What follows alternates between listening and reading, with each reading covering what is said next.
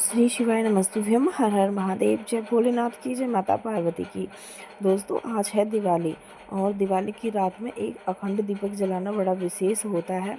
तो आज आपको इस वीडियो में बताएंगे कि दिवाली वाली रात आप जो है एक अखंड दीपक किस प्रकार से जला सकते हैं और कहाँ पे आपको ये जलाना होता है।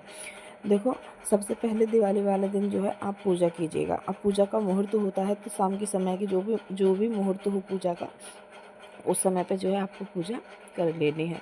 तो आप पूजा कर लेना, तो उसी सामान के साथ में आपको एक दीपक ले लेना है। तो आप एक मिट्टी का दीपक ले लीजिएगा। अब ये दीपक आपको सरसों के तेल का जलाना है। इस बात का आपको बड़ा विशेष ध्यान देना है। तो आप एक मिट्टी का दीपक ले लीजिएगा, बड़ा वाला जो होता है, जैसे कि आप स्क्रीन पर देख सकते हैं। साथ में आपको एक बाती ले लेनी है। तो आप एक जो है रुई की जो कॉटन वाली बाती होती है ना, उसको अच्छी तरह से बना लीजिएगा, मोटी सी और थोड़ी लंबी बनाइएगा कि जो पूरी रात चल सके।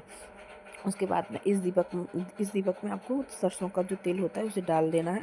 सरसों का तेल इस दीपक में यानी कि भर देना है और फिर उस बाती को यहाँ पे लगा देना है और फिर इस दीपक को आपको प्रज्वलित कर देना है। जैसे कि आप पूजा करेंगे ना, तो पूजा के साथ में ही आपको जो यहाँ पे ये दीपक रखना होता है।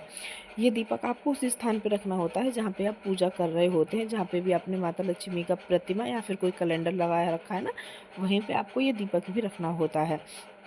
तो जब आप पूजा करेंगे, तो पूजा के बाद में जो है, जब सारी पूजा आपकी समाप्त हो जाएगी, तो उसके बाद में आपको ये दीपक जो है यहीं पे जलाना है, यानी कि प्रज्वलित करना है और पूरी रात आपको इसे रख देना है। अब देखो, जब पूरी रात आप इसको रखेंगे, तो आपको बीच बीच में, जैसे कि रात में उठ उठ के दो एक बार देखना पड़ता है कि ये दीपक बुझा तो नहीं है, क्योंकि ये अखंड दीपक होता है। तो इस दीपक का आपको ये विशेष ध्यान देना होता है कि ये पूरी रात में बुझना नहीं चाहिए। ये 6 बजे तक ये दीपक जलना चाहिए। सुबह जो होती है ना 6, तब तक ये दीपक जलना चाहिए। तो आप जो है ना, जब इस दीपक को जलाएं, तो जब आप बीच में 2-3 बार उठ उठ के देख लीजिएगा कि दीपक बुझा तो नहीं है। तो इस प्रकार से जो है आप दिवाली वाले रात एक अखंड दीपक जला के रख सकते हैं। दीपक आपको कब जलाना है? जब पूजा का मुहूर्त होता है ना, जब आप पूजा करते हैं, तो उसी पूजा में आपको एक दीपक जला के रखना होता है और ये दीपक जो है पूरी रात जलाया जाता है। ये दीपक बुझता नहीं है। हमारे यहाँ पे हम जो है इसी प्रकार से रखते हैं। जैसे हम पूजा कर लेते हैं, पूजा होने के बाद में हम एक दीपक ले लेते हैं मिट्टी का और उसमें सरसों का तेल डाल के एक बाती लगा लेते हैं, जो कि बाती ऐसी लेते हैं कि जो पूरी रात अच्छी तरह से चल सके।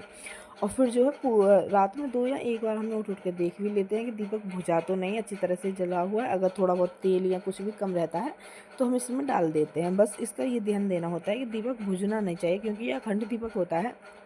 तो ये दीपक बुझना नहीं चाहिए। 6 या फिर 5 या 6 बजे के आसपास अगर ये बुझ जाता है तो कोई बात नहीं है, लेकिन रात में नहीं बुझना चाहिए। इस बात का आपको विशेष ध्यान देना है। तो इस प्रकार से जो है आप दिवाली वाले दिन एक अखंड दीपक जला के रख सकते हैं और अखंड दीपक आप जब पूजा करें दिवाली की, तो उसी स्थान पे आपको एक दीपक जलाना होता है।